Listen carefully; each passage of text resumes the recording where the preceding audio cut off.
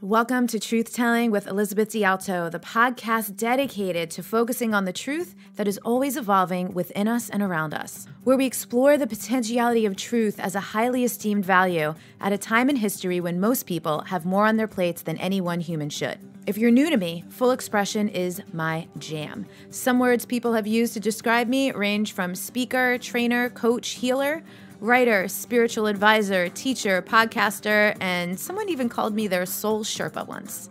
I'm less concerned with titles or labels and more interested in results, change, and creating a world we want to, can, and are proud to live in. A kinder, gentler, more curious, collaborative, reverent world where people respect each other's backgrounds, experiences, and truths. They trust in themselves, in life, and recognize that we need each other. And they know how to cultivate healthy relationships to true power, not the very unhealthy kind of power our current culture is predicated upon. Speaking of our culture, there's a lot of noise and ignorance in our current culture, and this show aims to cut through that by exploring the truths of a diverse range of incredible voices. From authors, artists, creatives, and educators to activists, speakers, and those in various scientific and esoteric fields, our guests hail from cultures and countries all over the world. We post a new interview every Monday, and if you want to keep up with the show notes and quotes from our guests, you can follow me on Instagram at Elizabeth D'Alto. You can expect a wide range of topics when you tune into this show. Everything from health, communication, money, success, parenting, desire, sex, love, and spirituality, to making pivots and transitions in life, and topics related to psychology, storytelling, gender and race issues, emotional intelligence, activism, advocacy, and much more. A few disclaimers. No episode of the show is meant for everyone, and every episode is meant for whoever needs it on the right day at the right time. Not all guest views will reflect my own, and that's intentional. We don't learn, grow, heal, or improve by staying in our comfortable bubbles with all of our people who look, think, or live exactly how we do. If you love what you hear and find it useful and inspiring, the best way to show your appreciation is to share the episode, subscribe to the show, and leave us a rating and review wherever you listen in from. Thank you so much for being here with me. Here we go. This is episode number 274 of Truth Telling with Elizabeth D'Alto. I had a moment of saying that, 274, coming up on 275. It's so close to 300. Man, I've gotten to have some absolutely incredible conversations with so many people and explore so much on this show over the last 3.5 years. Just having a moment of awe and gratitude for all of it. So whether you're new to the show or a longtime listener, thanks for coming along for the ride. Today we're talking about getting to hell yes. If you are a longtime listener, you'll know that I'm a geek for healthy and conscious communication strategies. So today's episode is centered around that specifically. Alexandra Jamieson is back on the show with her partner, Bob Gower, and they have a full conversation framework around how to get to hell yes that works in companies with teams, that works at home in relationships with families and kids and partners and all kinds of contexts. And Alex's big truth was that she can't do bullshit. Bob's was that it's better to have a boundary that's too strong. From there, we got into all things that go into having high-stakes conversations. So how to express emotions responsibly without derailing conversations, how anger and rage can be productive or destructive, and what the responsibility is of people with boundaries when interacting with people who clearly don't have them. We also spent some time on power dynamics, and Alex and Bob shared their 4-part conversation framework with us, which includes intentions, concerns, boundaries, and outcomes. I loved this chat and will be re-listening a few times myself, so I hope you get a lot out of it as well. And of course, as always, share it up with those who could use it. If you listen in iTunes and you have not yet left us a rating or a review, please take a moment. It'll take you 60 seconds to do that in your app or do it online. It just helps people find us. It's always great to let people know, what were your favorite episodes? What do you like about the show? What do you appreciate about this show versus other podcasts you listen to, and other stuff like that, so that when they're looking, they can decide whether or not they want to listen in. So thank you so much for that. And as always, anything we mention in the episode can be found in the show notes. The link for this show notes page will be at untameyourself.com untameyourself.com/TT-274. That's untameyourself.com/T as in truth, T as in telling -274. Let's get into the show. Y'all, we have a couple with us today. I'm so happy. We have Alex Jamieson, who's returning to the podcast. You might remember her from a couple years ago if you've been listening for a while. And her partner, Bob, and they have written a book together. It's called Getting to Hell Yes. And you know I geek out on things to do with relationships, communication. And we're going to talk about all the things today. So you two, I always have an opening question. So I'll ask you each your own answers. And we'll go ladies first. Alex, what is a truth that's having a big impact on your life right now? A truth that's having a big impact on my life right now. I just can't do bullshit. I just can't do it. I'm terrible at it. I don't like it. It makes me uncomfortable when I try to do it to myself. And I'm horrible at, I just can't stomach lying. Yeah. Yeah. You know, I love GIFs so much, animated GIFs. And my brain filters straight to them. There's this GIF. If we were having this conversation on Facebook right now, I'd pull up, it's this girl, and it just says, "Girl, same. I'm with you." I'm with you. I've never been able to do it. It's hard. Like, sometimes I do wish, it would be useful to have at least a poker face, and I don't even have that. Oh, I don't either. I actually use that expression specifically about myself. Yeah, so it's like you don't even really have to ask how I feel about a thing because my face is telling you. Cool, I love that. And then how about you, Bob? What's a truth that's having a big impact on your life right now? Well, first of all, I'll say she does have no poker face. And it's a real gift being her husband because I don't ever have to ask or worry, that she's like, is she playing some game with me? Is she playing some game with me or something? No, she's like, I don't want to do that. I'm not going to do that. I don't know how to do that. That's terrible. I know. Yeah. And mine is kind of similar, but it involves people. And I think what I've been realizing recently is that it's really better to have a boundary which is too strong and might inadvertently cut out somebody who actually could be good to have in your life than it is to have a boundary that is too weak and to inadvertently let someone into your life who really shouldn't be there, because the cost of that is super high. Oh, man. I love this so much. So at the time we're recording this, the podcast interview that went up this past week was with a mutual friend of ours, Alex Terry Cole. Yes. And it was all about boundaries. So, this audience is insatiable for boundaries stuff because it's really not something that we learn growing up, and it's something we all need. And I like what you said there, Bob, because sometimes I look at the dichotomy, it could be a boundary or it could be a barrier, but there is so much space in between, and I think that's what you're speaking to, yeah? Yeah, yeah. And also that, if you're going to get a false positive on one side or the other, it's better to have it too strong than too weak. Because, missing out on somebody who is really great and should be in your life and you should be working with, that's terrible. It's something I try not to have, but letting somebody in who will then be, I've had sort of many energy vampires, let's call them, in my life. Yeah. And you let them in and then they end up burning so many hours of your time and so much of your energy. Yeah. It's so true. And then you get to deal with those fun residual emotions of anger and grief and resentment, which is always a good time. I don't know anything about that. What do you mean? So I want to get right into this book. I want to hear, so there's two things I want to hear about. I love geeking out on creative process because, first of all, it's just interesting to me. We have a lot of creative people who listen to the show, whether they're entrepreneurs or not. But also, I think the stakes are higher when it's a couple. Mm-hmm. So much more charge and probably attachment to details in ways that other creative projects don't have. Funny story.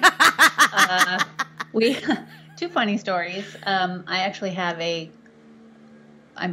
checkered past with relationships and creative projects going awry. And we actually used the process we outline in this book to decide whether or not we should write this book together as a couple. Perfect. Yeah. We've been really cautious about doing even though we have wanted to. it seemed natural ever since we got together, 7 years ago now, to do something together. We haven't until now. And it's because we want to have a good relationship first and foremost. Right. Like that's the priority. Yeah. I really like the way you two seem to have your priorities in order. Yeah.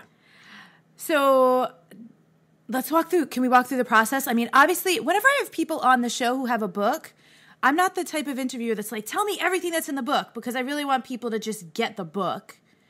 But, give us a little taste if you can. Well, okay. Actually, we can give you pretty much everything that's in the book. It's a booklet. Okay. We decided to self-publish this because it is a small bite-sized tool that you can use. 67 pages, including our bios. And it's tiny. Yeah. Including our bios. Yeah. So we actually do want to share the whole process because It's very simple. And when we started teaching it, in these little workshops that we were running, based on relationships, people who wanted to create certain kind of intimate experiences in their relationships. And we kept getting texts and phone calls from our friends and people who had taken the workshop being like, what was that 4-part conversation again? Like, can you text me that? Yeah. So we originally started writing the book, I think, almost as let's just give people a Google Doc to go to. Yeah. So we don't have to have the hour-long conversation again, even though we loved it and learned. Every time we describe it, I learned something new about it, honestly. And then the other piece is that it's, and actually we actually took a lot of time. We trimmed, like I say, it's short. It's about 10,000 words. And I think at one time it was about 20,000 words. So we actually trimmed it way back because we wanted it to just be quick and useful for people. And also we recognized that we wrote the book because the process just, even though it's simple, it's like 1 part, 2 part, 3 part, 4 parts. You think you have it at the end of a conversation and then you try to use it and you're like, I can't remember. Which order did they come in? What was this again? And because I call this this is a really great masculine directed framework within which you're going to have a very feminine emotional experience. And I used to kind of lose my mind. I would lose all sense of logic because I would get scared when going into what I call high stakes or highly emotional conversations. Mm-hmm. Every conversation felt like was going to be a confrontation. Yeah. So I avoided a lot of conversations because I didn't know what to do. I thought somebody's got to win and somebody's got to lose, and I don't want to be the bitch who goes after somebody and forces them to be the loser, and I don't want to be walked all over, so I'm just not going to have any conversation. Yeah, am I going to be an asshole or a doormat? And then, yeah. Thank you, Bob. I was actually, you kind of answered the question for me. I was going to say, I'm intimately familiar. I have a framework. I'm really interested to see how it's different. I have a courageous conversation framework that I've been teaching for a number of years now. And the big thing I know that women worry about is I don't want to be a bitch. I don't want to be needy. I don't want to be a bitch. I don't want to be high maintenance. So I was going to ask you, Bob, if there are any typical things that guys worry about. And so you just said, I don't want to be an asshole or a doormat. Is there anything else to that? Yeah, to me, those are the big ones. They've been patterns in my life. I was raised, we were talking about boundaries a little bit. I was raised somewhat without them, or with a poor sense of them based on some of my family history. And I think I found myself oscillating because I'm also very someone who values intimacy and I value relationship. And I've actually been married more than once. Alex is my last wife, my current wife. That's awesome. My ultimate wife. But, that I would find myself swinging back and forth. Either I would think I was completely subsuming myself into somebody else and their goals and doing my best not so they wouldn't blow up, or so things wouldn't become volatile, or I was blowing up myself. And so my emotional sort of sine curve was really, really, really dramatic. And, of course, as you get older, hopefully that kind of mellows out. And it took a while for me. It didn't happen to me until I was in my 40s, probably, that it really started to mellow out and met Alex. But I think that's what I do worry about in relationships. Either I'm going to walk away not getting what I want out of the conversation, or I'm going to actually, I worry sometimes that I'm going to blow the conversation up. I'm going to say something. I'm going to get emotional and I'm going to get angry. And that's actually going to fundamentally ruin things in some way, or Yeah, I think those are the two big things. Mm-hmm. And so I guess, I'm sorry, built into the kind of the basis of this conversation is, and this is the idea that we want everybody to win, right? We want everybody to we want to create a win-win situation. And so this isn't good for a conversation where someone wants to win and make everybody else lose. Right. This is a conversation for where we really do come into it wanting everybody to win. I love about this. I had Desiree Adaway on the podcast recently, and one of the things, it was a totally different context. We were talking largely about social justice, but one of the things that she said is so many people want to debate. And she was like, when we're talking about people's lived experiences, it's not a debate. It's only a discussion, right? Mm-hmm. Because debate has a winner or a loser. And that's something for me. I've been single now for about 2 years, and I only started dating about 6 months ago. And it's the first time I've ever really just dated. I never did it before. And I had spent a couple of months with this guy who would love to debate just for the hell of it. And I'm like, that was actually a partial deal breaker for me. Cause I'm like, to me, this is the biggest waste of time in the world. Like, why? This is conversational masturbation and no one comes. This is not fun for me. Not fun, not enjoyable. So, you just said something, Bob, that I also want to ask you too about, and I'm sure it's worked out in the framework, is the idea or the assumption that emotions might ruin something. Where does that come from? Oh, where does that come from? Well, should we start with our mothers? Well, right. So it's going to be different for everyone, like your origin. Intergenerational trauma. Yeah. Yeah. Probably. Well, it's funny when you talk about nobody learns boundaries. We have actually been talking in the last few days, and I realized I actually grew up with an incredible role model for boundaries, but it was my dad, who was a high school principal for 25 years. Ooh. So he is just super clear about what the rules are, what the repercussions are, and that was just it.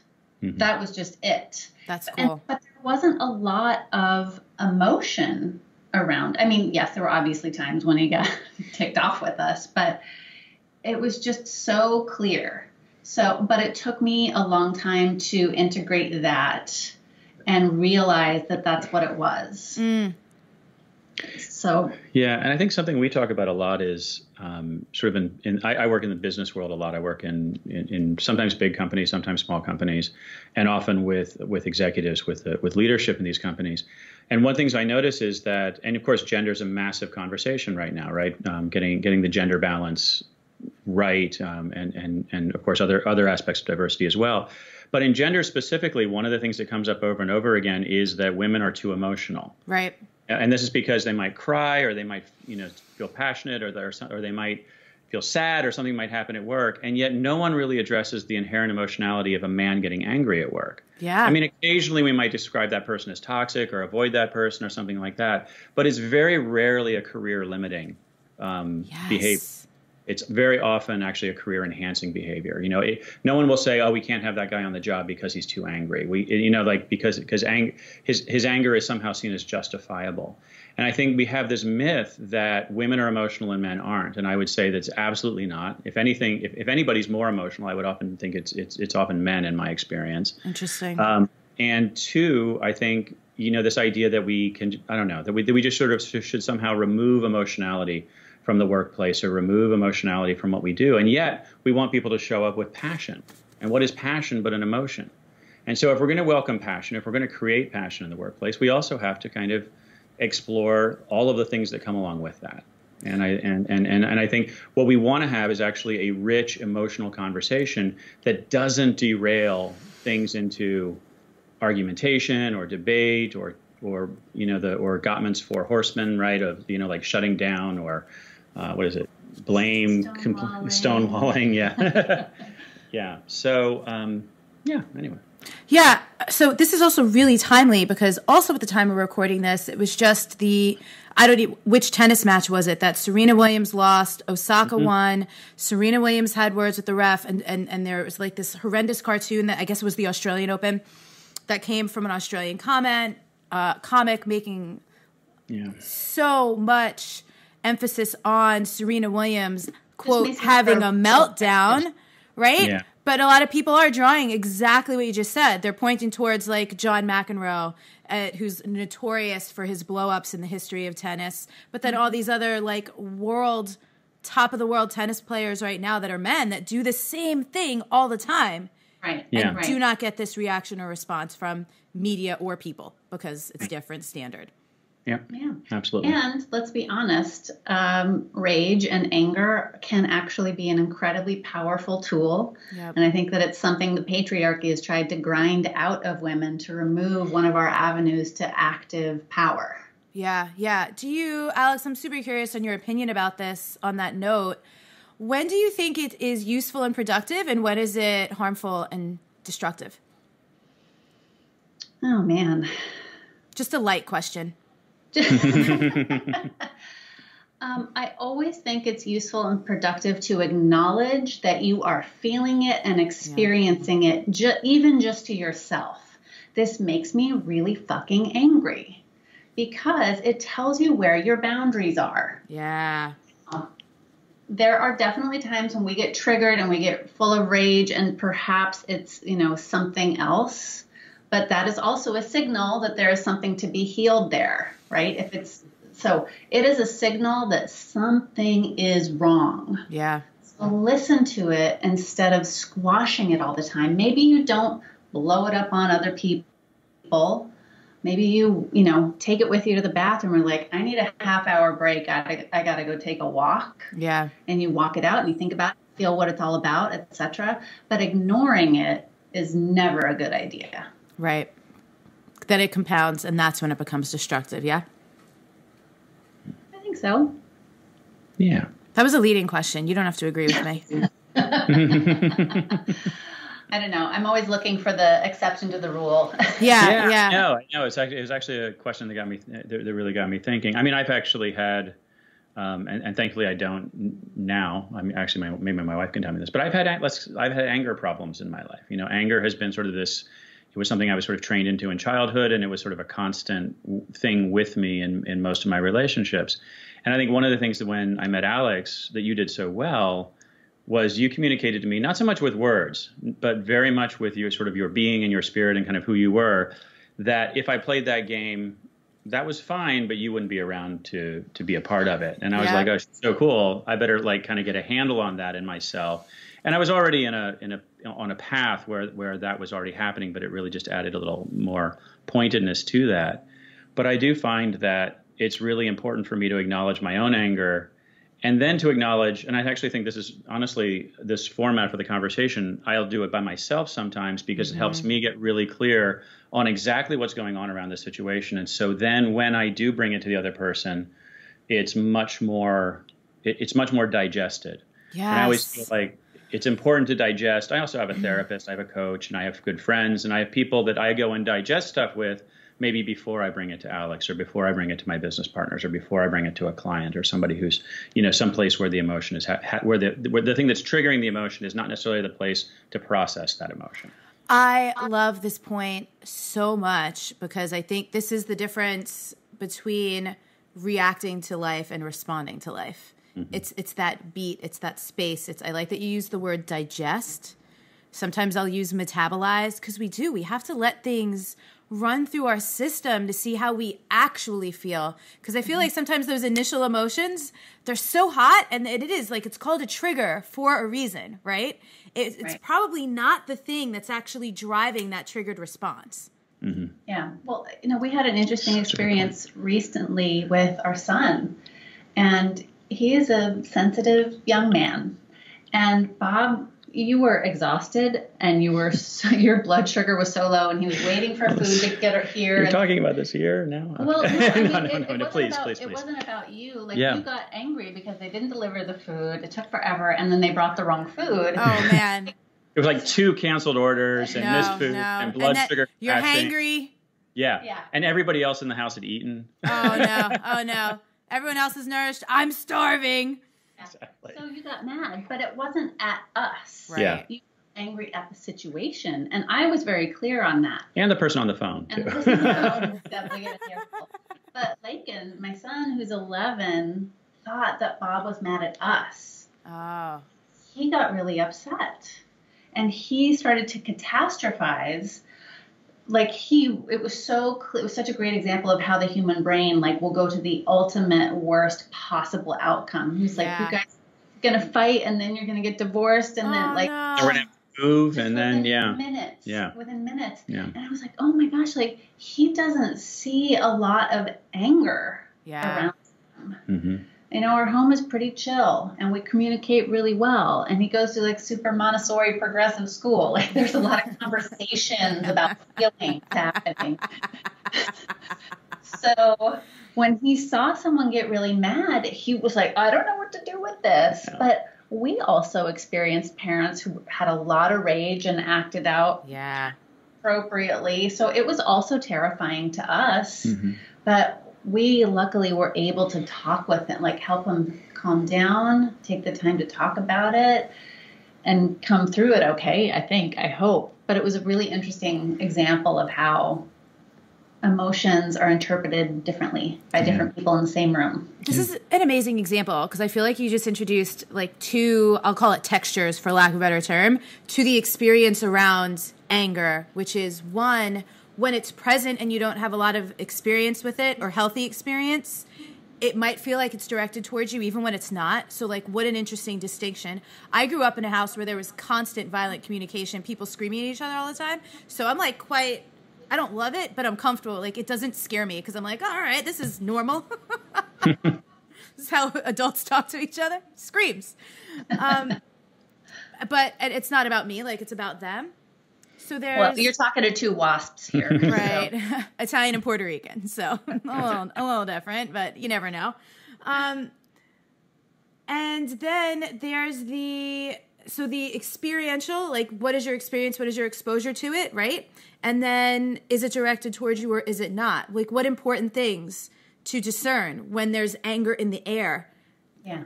And then to navigate, how you're going to respond to it. See, I love this stuff. I geek out so much.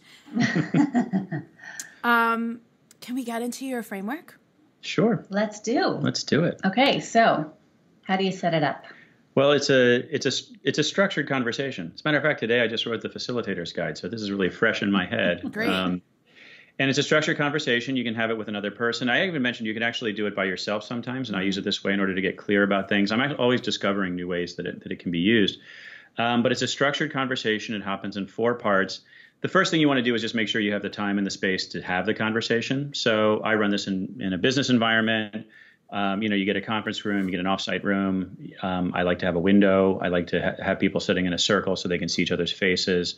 I like to make sure there's enough time. Usually, I was doing a thumbnail of this today. I think it's about, if I was going to put up how much time it takes, I would say 10 to 20 minutes per person to run the whole conversation. So every person needs to speak in roughly the same amount, so it expands a little bit. And I've actually taken up over 2 hours with a group of, I think, 6 recently to do this. Because that was just a particularly rich conversation. There were a lot of tears in that one.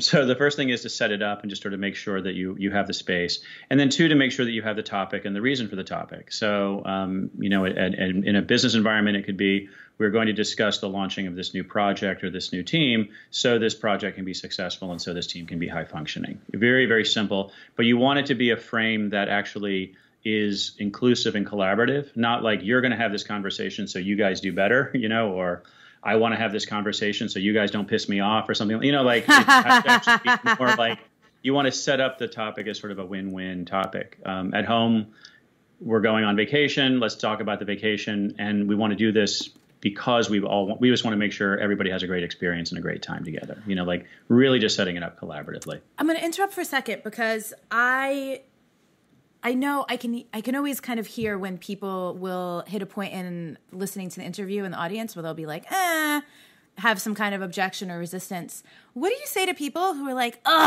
sounds like so much work? It's not. It's really so easy. And I'll give you an example. I actually used it by myself today because I'm launching a new program in the next month. And I was like, I just want to get my intentions, concerns, boundaries, and desires down about this for me. It took me 10 minutes. And when I was done, I was like, damn, like I know exactly what I'm doing, where I'm going, felt so on fire. We used it with our son again, just a couple weeks ago before school started. we made sure the setting was nice. Like we went to breakfast together, make sure we're all nourished and fed and chilling out. And we're like, hey, 7th grade's about to start. This is a big year. Let's talk about it. What are your intentions for this year? What do you want? And then we all just talked about, like, it was a really sweet, revealing conversation. We used it to get married. We used it to plan our wedding. Like, it's a really useful structure to help you make big decisions. Yeah. And the other thing I'll say is that, I mean, in the first few times through it, it might feel a little awkward and it might feel like a little bit of work. I play music, and I know that sometimes if I sit down to do my scales, it's not particularly fun, but I know later on that allows the improvisation to be more fun and more freeing.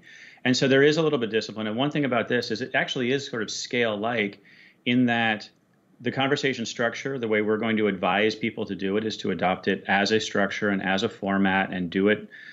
But for us, it's actually worked its way into almost all aspects of our lives, and we'll just like sort of dip in and out of it all the time. Yeah. Sometimes without even noticing it, because the language sort of, like you end up triggering different So what are you worried about there? And then one of the aspects is concerns, and so she's used to me asking, and I'm used to listening about her concerns, and so it becomes much more natural. Yeah. And as Alex mentioned, the outcomes from the conversation can be so liberating. Like I just ran this with a group that had been together for 4 years, building what I think is a really important organization, though I won't name them.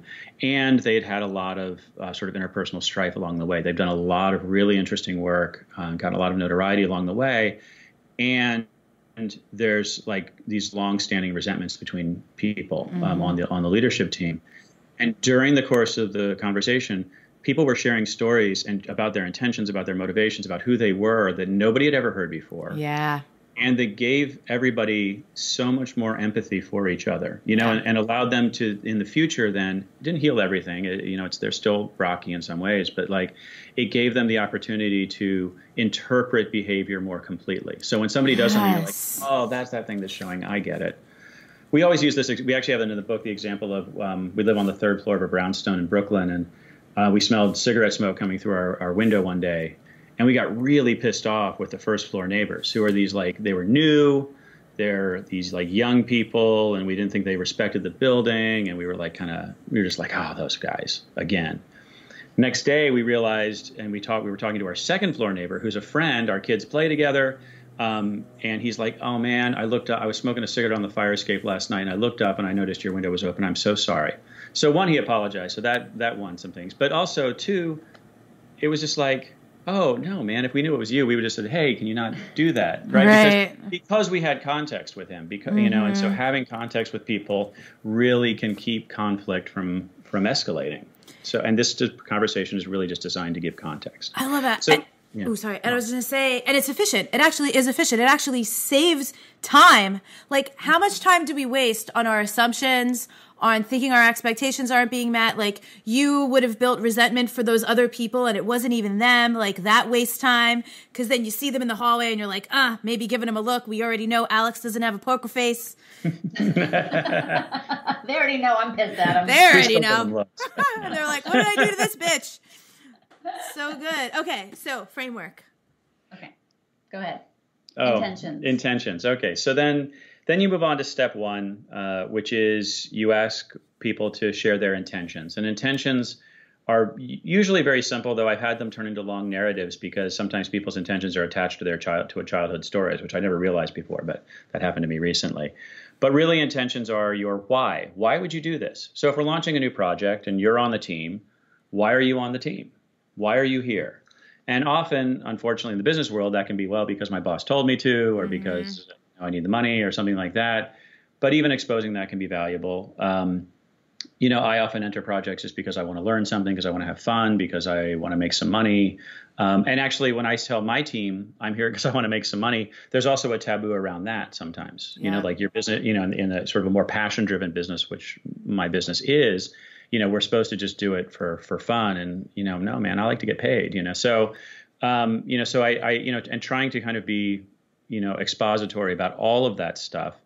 But really, and actually, we just had somebody offer us, which I think is a really great idea, and maybe we'll have it on our website, but a values worksheet. Like if you don't know what your values are, maybe it can be challenging to know what your intentions are. Yeah. And often it's like an incongruous question when you ask people like, why are you doing this? Because we have to. You know, like, well, that's not.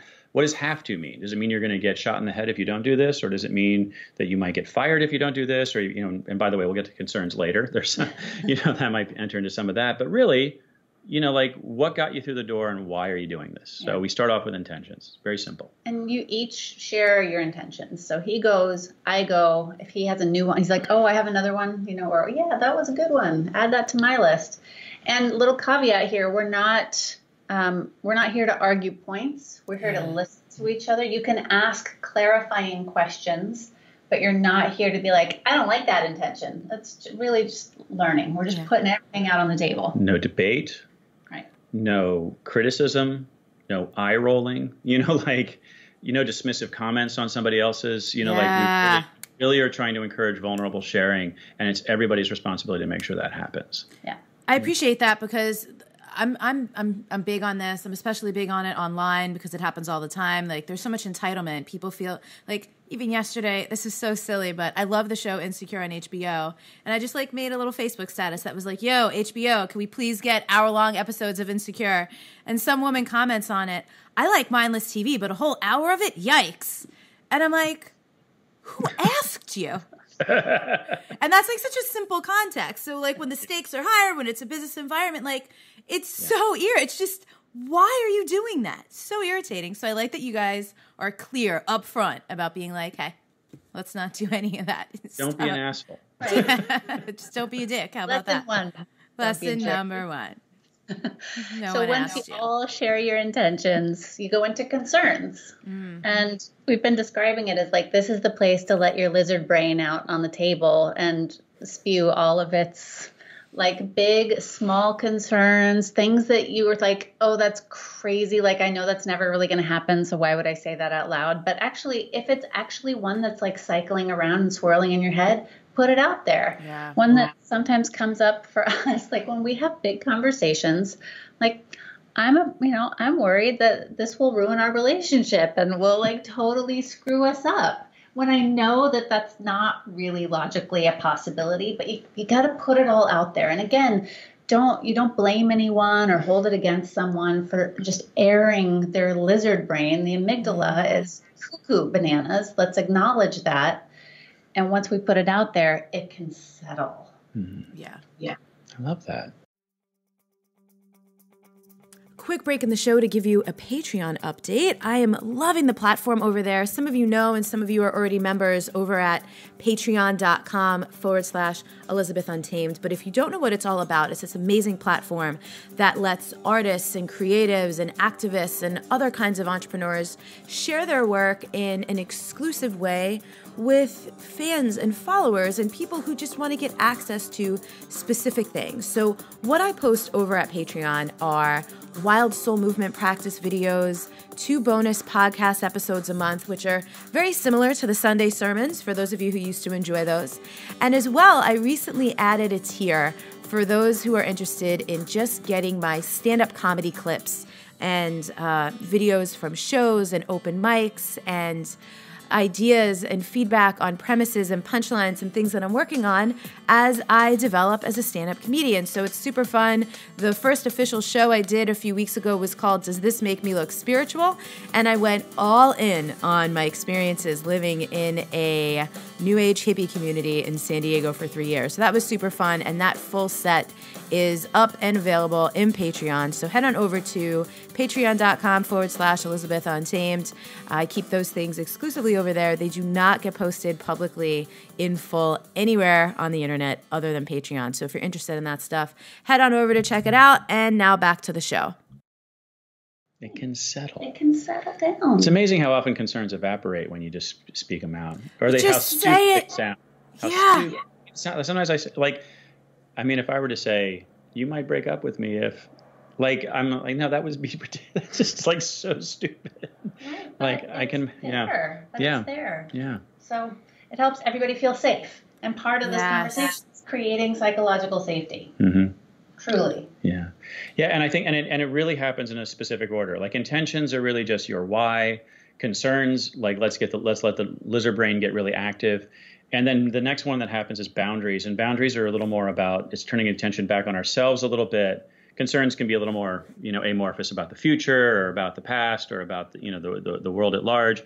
But boundaries, we encourage people to be very selfish. And in the business world, where I'm most familiar with this, it's really, really rare for people to ask you, like, well, what do you need to do a good job? Like, what do you need to be at your best? How are you at your best? Do you do your best work in the morning? Do you do your best work at night? Do you do your best work alone or in a crowded room?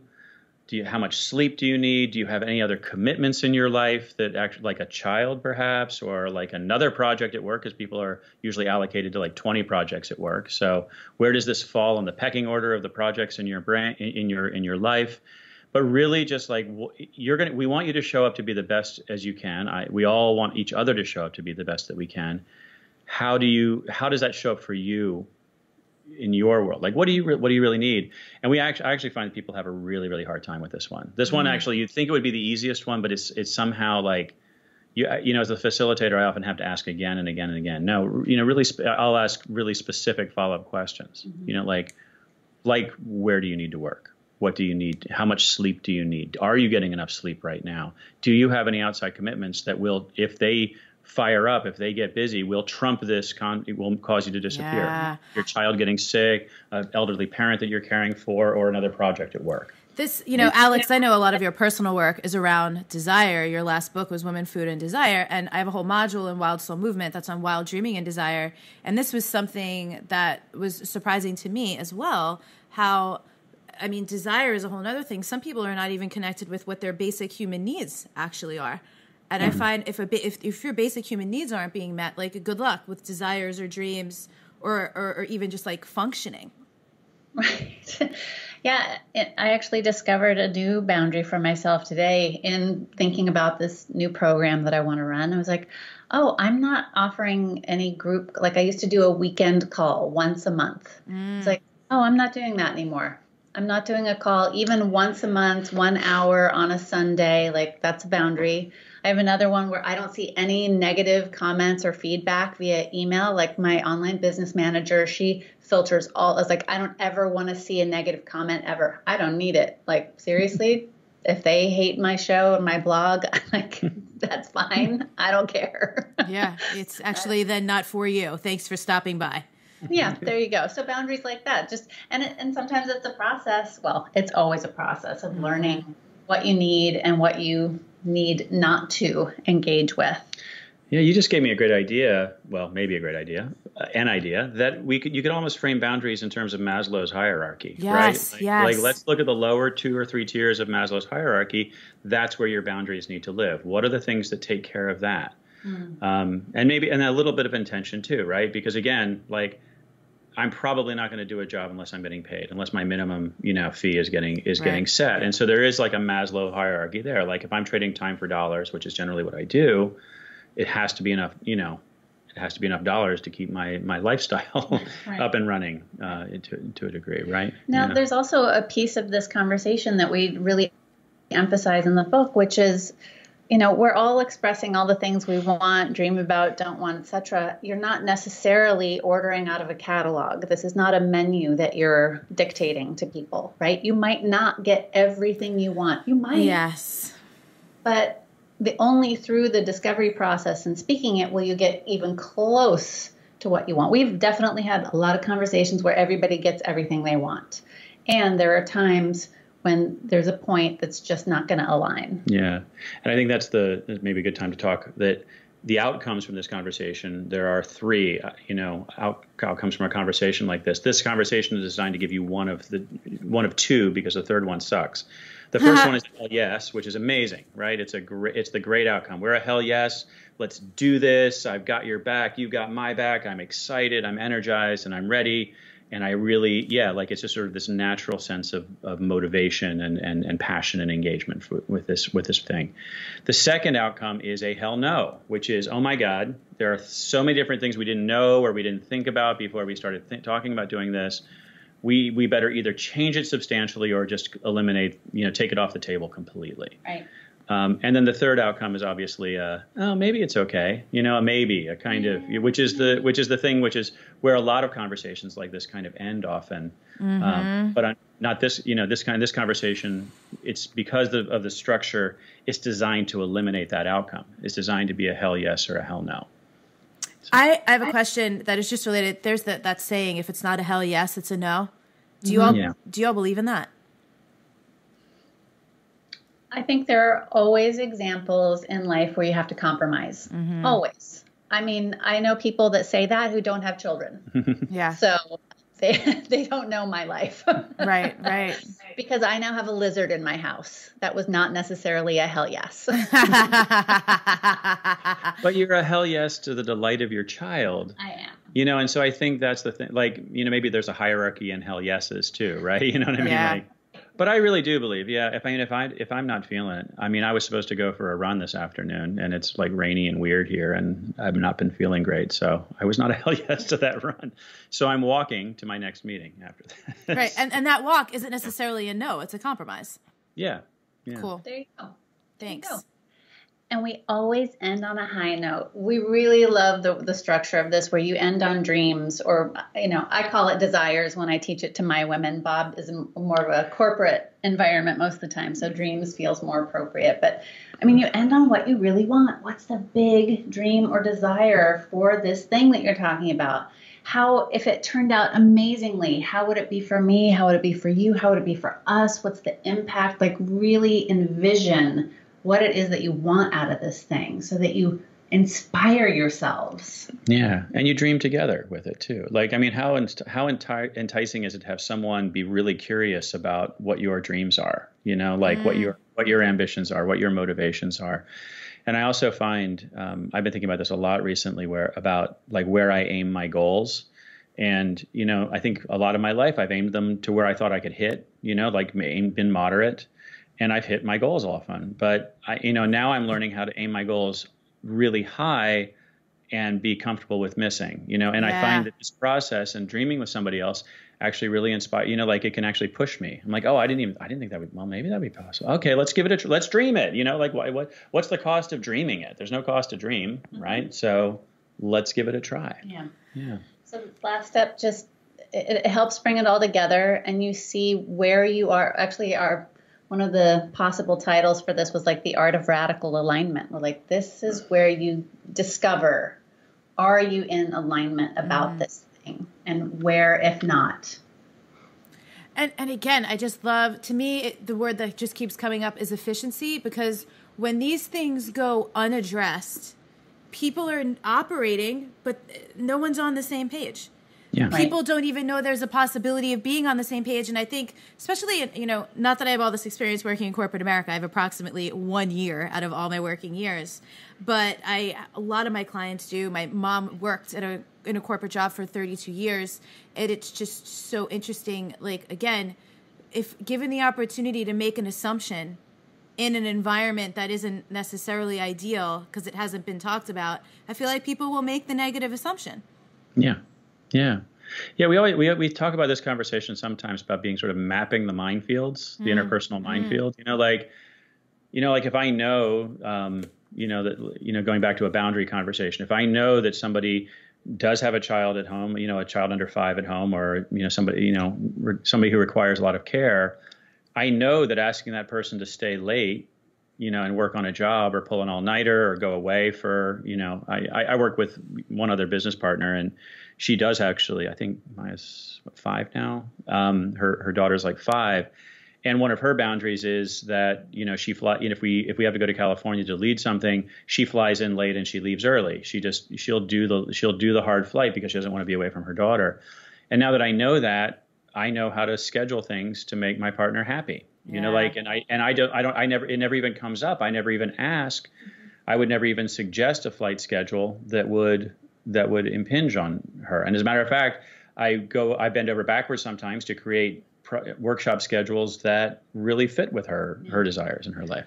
Yeah. Another way we've described this is an emotional prenup.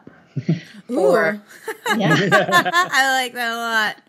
And, we did actually use it before we decided to get married, etc. But you can really use it for any emotional conversation or big ticket discussion, so that you imagine like you said, the minefields, right? You anticipate what the challenges might be so that you know how to support each other in the process. Yeah, we're happy now. We like each other now. Let's talk about what we're going to do when shit goes wrong. Yeah. So I'm curious, as people who have good boundaries, it's because it's been a deep practice for you. You have this framework. This is kind of a codependent question, but a lot of people are freaking codependent. What do you think, and I want to ask in both frames, in like the corporate and the working context, and then in like the interpersonal relationship context, what is the responsibility of a person with healthy boundaries when they know they're dealing with someone who does not have them, if or at all? You go first. So again, sort of the hell yes or hell no. Actually, a friend of mine asked me, who's a diversity consultant, she actually asked me to write this up because she thought it was a good framework, but I haven't written it up yet, so it's not really clear. But I mentioned human boundaries when I started off. One of the things I've started to do is very consciously, and it sounds heartless, but actually I think it's actually the most heartful thing I can do, is when I meet people or when I encounter people, when I work with people, I grade them. And there are people who, like Alex and like my friends and my business partner and a few other people in my life who I'm just simply a hell yes to.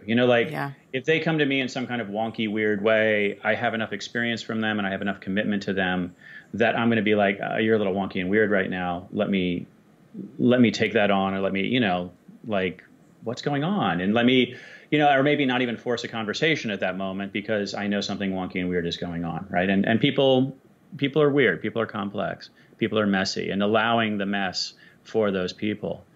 But then there's a whole other group of people. I say there's sort of those people, and then there's kind of everybody else. And everybody else is sort of like, it's very, very contingent relationships. So I work with some very difficult people sometimes in my work, very difficult, leaders and managers of organizations. And I don't, there's a saying that comes out of actually 12-step programs that's, you don't go to the hardware store for oranges. Right. So like I don't go to them. So the people in the inner circle, I go to them when I'm feeling upset, when I need help, when I depend on them for support. The other people, I don't depend on for anything. I work with them when I'm getting paid. And I feel like I'm sounding greedy because I think I mentioned payment like 12 times in this conversation. We want to make money in this lifetime. And you kind of have to. The system is still capitalistic. So like, what choice do you have? Yeah. What are you going to do? But, like I work with them when I'm going to get paid. And I also work with them, usually if I'm getting paid, I also believe in the organization. Like I believe the organization is important. Either the organization has a mission, which I find particularly vital, or I just really care about the other people in the organization. Like the average. A lot of my work is about improving the lives of the people who work in organizations. And usually I always say I'm helping, I'm not helping leaders with organization problems. I'm helping organizations with leader problems. Oh, yeah. I like that. And so I'll work, but I won't invest in those people. I'll work with, but I won't invest in those people. And I do my best not to take on anything that they do. And if I can, exercise a freaking boundary. No, don't call me on the weekend. I'm not available. And so people who don't have boundaries, I kind of see it as my role, again, if I need to teach them how to treat me. Like this is, I'm going to instruct you in what my boundaries are. And I can't maybe necessarily help you with yours unless you're a client of mine, and then I'll absolutely help you figure out yours. But, you have your life, but this is how I operate. And you are not welcome across this boundary. Now with my son, there are, I am helping him learn his boundaries. The only person who doesn't pay me that I help with their boundaries besides you, I guess. And like, let's say sugar, he will ask, can he have another dessert today? Or, especially in the summer, it's like the asking for treats is just constant throughout the day. I'm like, no, one is enough for today. And I will remind him how he reacted when he had orange juice and waffles and ice cream on the same day. Like, do you remember how that felt?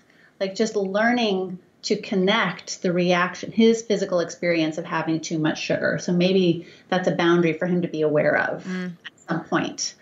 And then with clients, I have a very clear contract about what kind of behavior is accepted, what kind of contact is accepted. My VIP clients, they get my cell phone, they get to text me, but there are limits. I'm not going to text you back on the weekend. I'm not going to text you over my vacation. So I am teaching them how to have boundaries by demonstrating my own.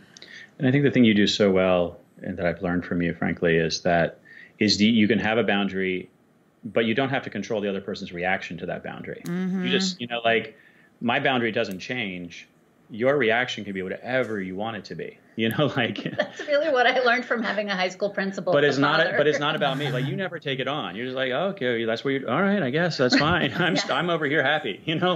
Right. Jim Jamieson was so good at that. It was just like, this is it, and that's it. You don't have to like me or the rule, but this is what it is. It was just so. It was caring. I mean, it's obviously there for a reason, but it's not like, I'm not going to get embroiled in the drama over this. Yeah, and I would. Another thing I really appreciate about this framework, as you all have described it, is the intentional consideration of all parties' concerns. Yeah. Because I think about, especially in romantic relationships and close friendships and stuff, the times when I feel the most hurt is when it just feels like people have zero consideration for anyone but themselves.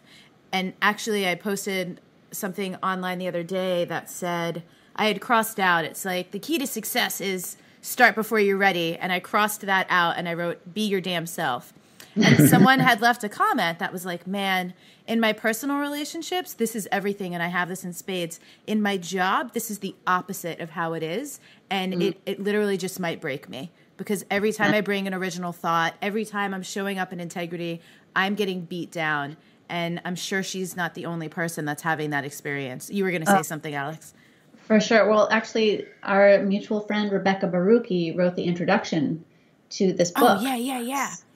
And she was one of the first people that I taught it to amongst my friends. And she came back to me and she was like, I think this conversation saved my marriage. Like, I didn't realize how I was steamrolling over my husband, Justin. And I was the aggressive saying these are my intentions and concerns of not giving him any space to share what he was experiencing. Yeah. And it was so heartfelt. And so like Bob cried when he read her introduction. Yeah. It was so beautiful. Beautiful. So it really does help you develop empathy and develop a fair system for communication. And it sounds like some space too. I feel like often when people are in like a survival mode, and I know Beck, so I know a lot of her history was that, like, being in survival mode, you're literally just trying to like keep your head above water. And so that's one reason why it's not vindictive, but you like literally don't have the breathing room to consider other people's experience. True. Yeah. Very true. Yeah. Yeah. I mean, I guess this is about slowing down and really listening to each other, right? Mm-hmm. Like giving it the space to happen. It's not something we do a lot. I don't know. Like, I mean, life is busy, right? Work is busy, life is busy. And I think when you we have a saying, actually the Navy SEALs have it. It says, when I steal from them all the time, but they say, go slow. What is it? Slow down to move fast or something like that. Yes. Yeah. Slow is smooth and smooth is fast. I think that's what it is. Right. Mm. And so that when you take time and you go really slow and really deliberately, my dad used to always say, well begun is half done. Yo, Mary Poppins said that. Maybe your dad said it first. Yeah. Maybe my dad said it after. Who knows? No, maybe Mary Poppins got it from your dad. He said it a lot. Yeah. Spit spot. I saw Mary Poppins 17,892 times as a child. Nice. That is a weird movie. It's trippy. It's so trippy, man. I love it. I did a whole podcast episode about Mary Poppins once. I love it. Mary Poppins. So great. Well, is there anything else that we didn't talk about related to the framework or what's going on with it that you all want to share before we wrap up? Well, just that we created the book. Our intent with this was to get it out to as many people as possible, not necessarily, we're not trying to make a bunch of money off of this. It's really just getting a tool into people's hands. Yeah. So the book is going to be available for free on our website. You just kind of click to download. We will have a bunch of extras there as well. We've recorded a video. It's about a half-hour video of us walking through the process, so you can kind of see it in action. We also have a cheat sheet and a facilitator's guide and a bunch of slides you can use if you're presenting at your team. But we just really wanted to get it out there. It's also going to be available for purchase on Amazon, both as Kindle. It's actually already there for pre-order on Kindle and print version. Yeah. But you don't just download it for free. Anybody can come to our have site. It without an email address if they want it. What's the website? gettingtohellyes.com. Oh, that was available? I know, right? Yeah, crazy, right? It was meant to be. It was written in the stars. And we got our first print versions yesterday, so we're just really proud of it. Oh, how's it feel? It's blue. And it says "Hell yes" in large friendly letters on the cover. It's so cute. We love it. I dig this so much. Many years ago, it was 2013, the first time I ever had what I call a courageous conversation, and I didn't have a framework, and it was with my mom, who at the time was my toughest relationship. But even so, because I had been reading Brene Brown's stuff, I think the word vulnerability gets a little overused these days, but it still stands that we can't really have deep connection or intimacy or get what we want if we're not willing. These conversations are so vulnerable. So I think one of the reasons why people don't have them is because they don't know what to say and how to say it. And so frameworks like this are so useful. So I'm so glad you did this. Cool. Thank you. Yeah, we hope so. Yeah. All right. Well, thank you, everyone, so much. Everyone listening, go to gettingtohellyes.com. Try it out. Tag Alex and Bob. Find them on the socials. We'll put links to everything. We always put them in the show notes anyway. And I hope people use this. I really hope good communication changes absolutely everything. It does. It can change your life. We really believe that. It really, really. Indeed. All right, y'all. Thank you so much. We'll see you later. And unity, that whole concept of unity really does, at its core, it says that folks have to conform to be together. Right. And when I'm in solidarity with you, I don't necessarily have to agree with everything you do. Right? But I know we're going the same way, right? Like we're trying to make that same outcome, right? But it is not the sense that you and I have to be you. Like I have to literally fit in to be accepted. Yeah. So the distinction I'm hearing is unity requires conformity. Solidarity does not. No, from my perspective, it does not require conformity. And solidarity is a way to show up